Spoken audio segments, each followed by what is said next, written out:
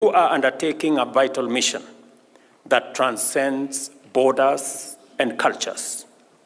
Your presence in Haiti will bring hope and relief to communities torn apart by violence and ravaged by disorder. All right. President Ruto has dispatched the first 400 of the 1,000 troops that were pledged by Kenya on a UN-backed mission to Haiti to help fight the gangs. But before we get into answering some of the questions surrounding this mission, like who these gangs are, what do they want, what is at stake for Kenya, and many more. Let's watch the video and then we'll be back to make our analysis. A ceremonial goodbye for 400 Kenyan troops before they departed on a UN-backed mission to take on powerful violent gangs in Haiti. President William Ruto hailed the mission by his nation's soldiers as an important step in restoring stability on the Caribbean island. You are undertaking a vital mission that transcends borders and cultures. Your presence in Haiti will bring hope and relief to communities torn apart by violence and ravaged by disorder. Deadly violence spiked in late February this year in Haiti. The UN said more than 1,500 people had been killed and several hundred injured in the first 3 months. In April, Haitian Prime Minister Ariel Henry was forced to resign, and a 9-member transitional council was sworn in. Haitians facing political turmoil and gang violence had mixed views of the deployment of foreign police officers in their country. More forces must arrive. They must be everywhere in the country so the Haitian people can have some freedom. The foreigners won't solve our problems. It's up to us to come up with solutions. But we still accept the help because we can't go anywhere. We can't eat, people are sleeping in the streets, and children can't go to school. If they come to help us, I say yes. Kenya has pledged to send a total of 1,000 officers. 9 other nations, spanning the globe from Bangladesh to Barbados, said they would join the multinational mission.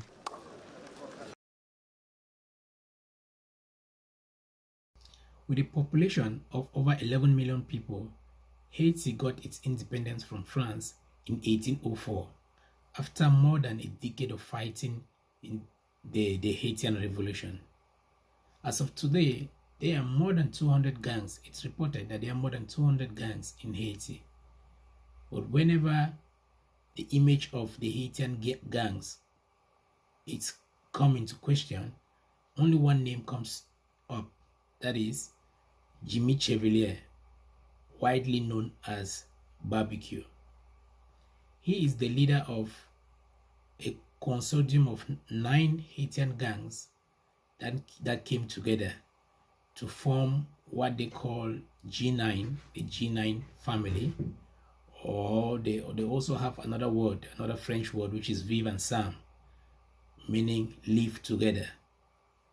So he is widely respected in Haiti as a former police officer. He's widely respected among the gangs for his ability to bring all these gangs together to fight under a more structured kind of objective, which is to fight against what they perceive as the corrupt government. So there are a lot of sides to the Haitian gangs, but before we try to address some of them, let's watch one of the interviews that he did and hear from him what he has to say regarding the gangs, what they want. And he also mentioned that they are very ready for Kenya. So let's watch. For the first time, he's told Sky News he would consider a ceasefire and talks if his people are represented. This is significant. Nous croyons dans le dialogue. Nous pour dialogue, nous toujours prôner pour un dialogue. Mais groupe moun sa qui la classe politique ça qui là, yo pas là pour dialogue. Raison parce que yo pas pour Haïti dans cœur ou même genre avec nous. Classe politique qui là y a fait une exclusion côté que y a dit bandi, nèg azam baladan. Mais son façon pour renouveler le système nan, Jean Lia. Parce que le système nan il vient dans bout li. Et écart qui gagne entre moun riche et moun pauvre en Haïti en li trop. Dans le monde entier gagne écart entre moun riche et moun pauvre.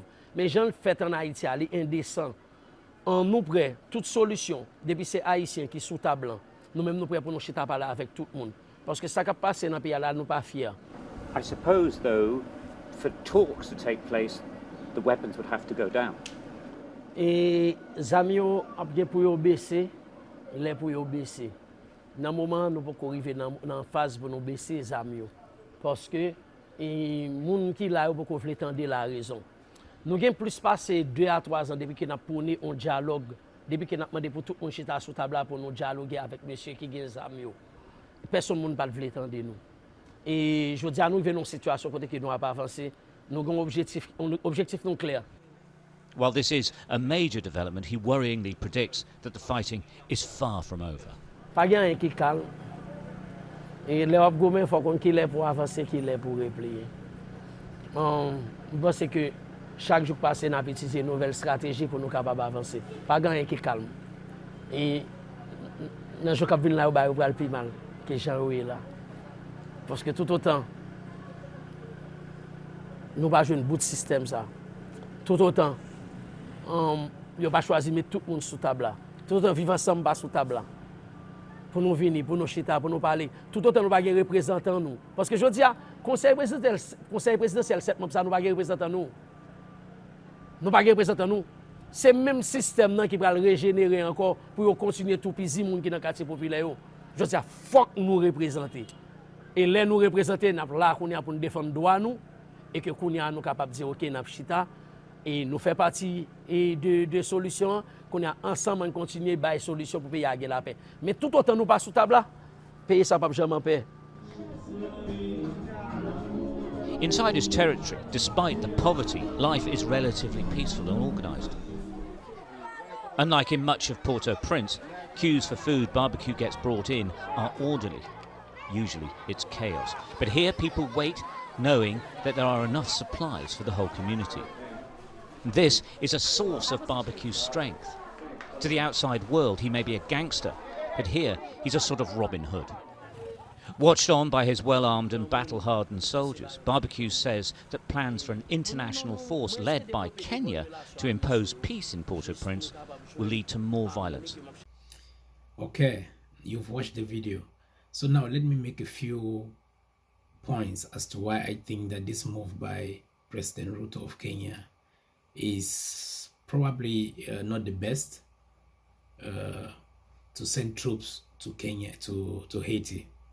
So the first will be that Kenya right now is going through a lot of tough times with the riot and the uncontrolled protests that are going on regarding the tax bills. So many people already accuse President Ruto of trying to play to the gallery of the West, you know, trying to make friends abroad and make enemies at home. So if this move goes wrong and Kenyan troops are slaughtered abroad, then it will only make things worse for Ruto back at home. So that is the first point. The second point that I would like to make is that the troops of Kenya are going to meet at a very how do I say it, a very inexperienced force in Haiti. We must remember that the armed force of Haiti is relatively a young force. The army was created just back in 2017 and has just about 500 members. The police force was created in 1995 and has roughly about 7,000 to 9,000 members, and the gangs are reported to have over 40,000 members. So you see, this is a mismatch in so many ways. It's a mismatch. The Kenyans, even if Ruto was to send all the 1,000 troops that he pledged at once, there will still be a mismatch. You know, the troops are the gangs are going to outmatch the troops. So it's a big it's a big error for Ruto to think that sending a few hundreds to 1,000 troops is going to make any difference. And then the third point that I want to say, and then I conclude on this video, is that the situation in Haiti is quite complex. It's very, very complex, and Ruto seems not to understand the dynamics surrounding the issue of gangs in Haiti. And I will read a quote from the gang leader Jimmy, who made in an interview with Al Jazeera in March of 2024, which really sums up the complexity of this whole gang and the violence in Haiti. Let me read it. I wrote it down. So the gang leader says that the presence of Kenyans in Haiti will be an irony, because the same people who gave weapons to the people in poor neighborhoods to rise up against the former government then lost control of those armed groups are now appealing to a foreign force to save things. So this really sums up the complexity in Haiti. And then just to add that it's also reported that the members of the gangs are within the ages of 12 to 24, and as we can see, only the leader's face is exposed, which means that it's also going to be very difficult to fish out who belongs to the gang and who doesn't. So it's really an unusual case, unlike the other cases that we've seen before. So I'll conclude by saying that maybe diplomacy should be put first. The acting leading council of Haiti is resisting to talk with the gangs, but I think that they should try dialoguing before engaging, before escalating the fighting. If they can dialogue more, then it's going to be like the best step for now, because getting the Kenyan troop involved would just be a bloodbath, and this is going to be, it's really going to backfire for President Ruto. So that has been my take. Thank you very much. Please share. If you like this video, please share, like, you can subscribe. Hope to see you again in my next video. Thank you.